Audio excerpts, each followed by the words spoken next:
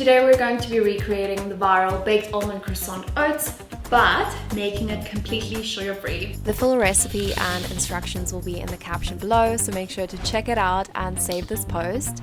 You'll definitely be thanking me later. So what you want to do is just add all the ingredients together, and a special shout out to the Sip Store's sugar-free vanilla syrup. It works so well in baked goods. If you haven't tried it yet, you absolutely must. So add all your ingredients together, and then we are going to give it a good blend until it's nice and smooth.